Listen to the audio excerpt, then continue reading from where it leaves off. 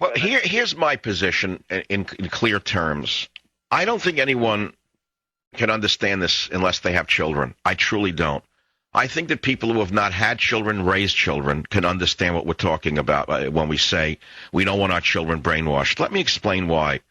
At age 5, 6, 7, 8, 9, when they're being brainwashed about the wonders of the gay lifestyle, children don't even understand sexuality. Would you agree with that? Absolutely. They don't know what sex is. You brainwash the child when they're 5, 6, 7, 8, 9 into thinking they might be gay. When the teachers start brainwashing them and say, well, you know, you might be gay. What does a kid know what that means? A kid who's 9 years old has no sexual drive at all, generally. So he hangs out with his friends, if he's a boy, with other friends, and they say, well, if you like the company of other boys, you might be gay. What they're doing is brainwashing boys into becoming gay and girls into becoming gay by telling them that. That's outrageous to put that in the children's heads. And you don't understand this until you have children, that you don't want your children to be taken upon by this movement that is brainwashing them, particularly when they're pre-sexual, with sexual ideas. This is a very important point. I wouldn't want the children to be taught about sexuality at all when they're 5, 6, 7, 8, or 9, for example, let alone homosexual choices. How can they make a choice when they don't even know what they are? So a kid who might be slightly effeminate, let's say a boy, for example, is not particularly macho. He doesn't like to play games. He doesn't like to run around in the football field. He likes more sensitive things in his life, and he's sort of effeminate in his voice. Does that mean he's gay? It doesn't mean he's gay at all. But if you start telling a child like that, well, you're probably gay because of the way you are, you take a wonderful person with a great genetic possibility and you castigate that person into the well of loneliness for the rest of his life.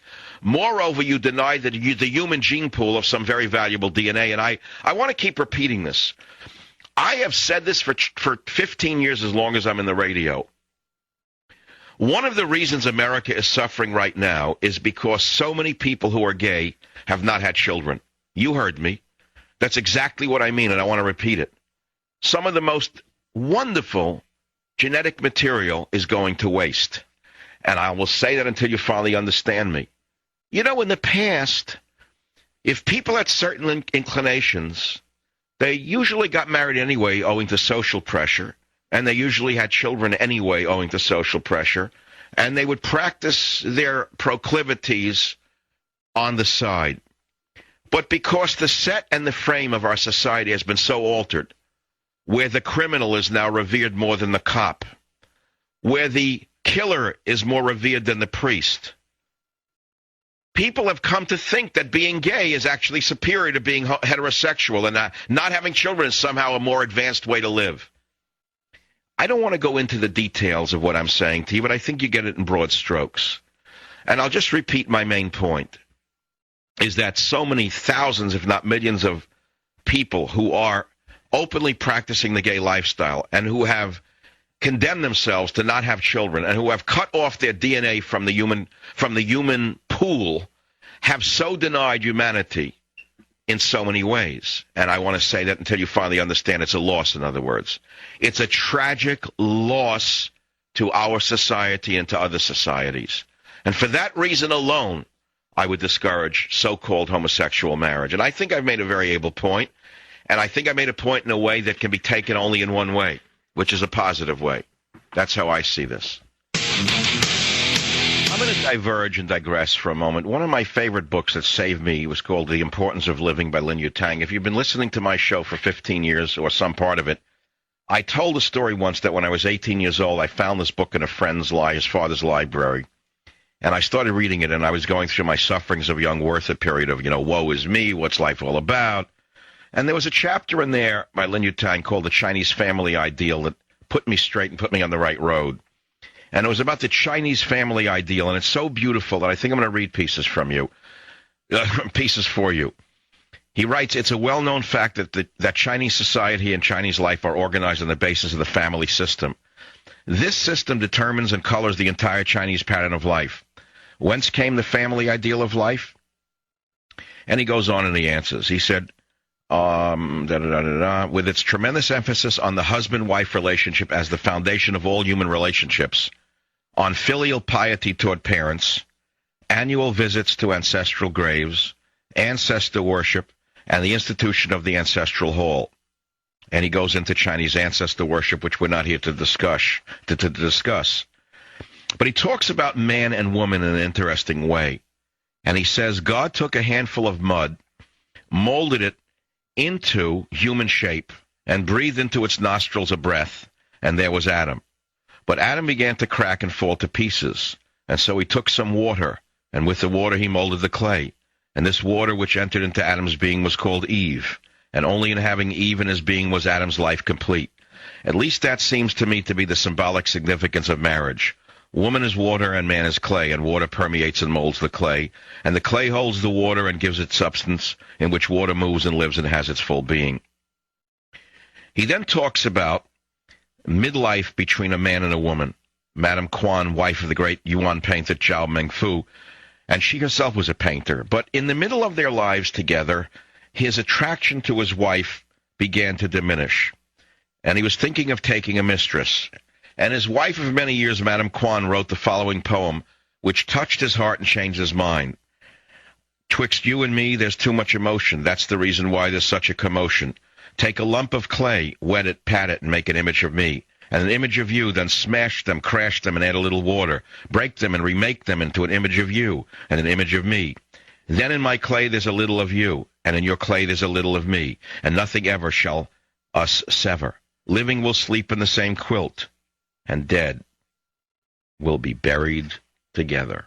I think that's one of the most beautiful poems written about a husband and wife I've ever read in my life.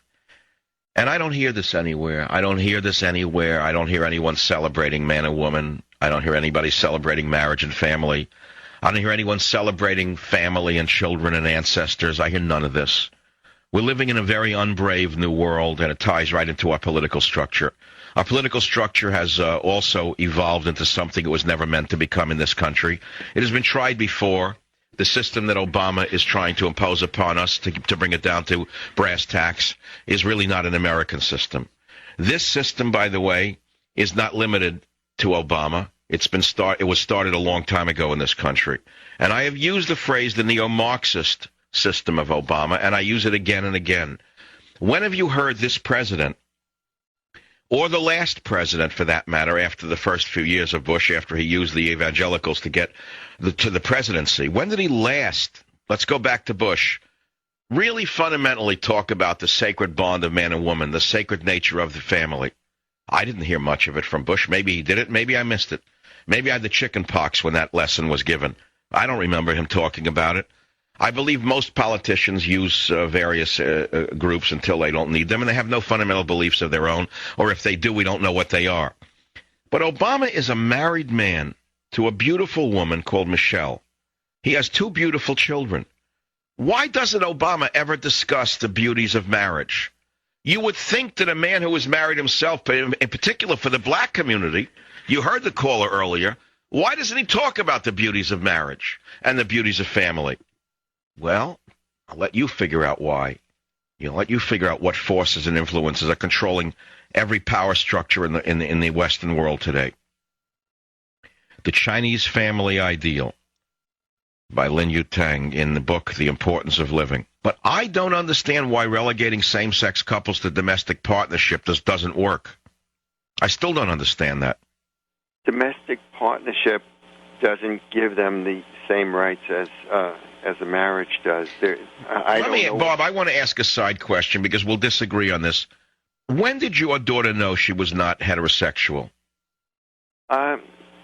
Somewhere in her 30s. Had she been married to a man, or had she dated men prior to that? Yes.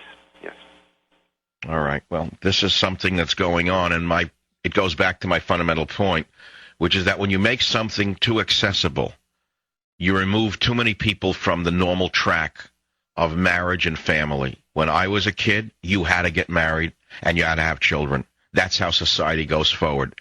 The societal pressures must be upon the children to get married and have children, or we're dead as a people. Savage. Because it's the last thing I want people to think is that I have some kind of, hidden agenda or antipathy towards gay people, which I really don't. I myself don't practice that particular way of life. On the other hand, I've met people who are gay. So what? It doesn't mean anything to me. And whatever they are as a human being, they are to me. But when I see the radical gays pushing this agenda, that bothers me. That's what bothers me. Savage.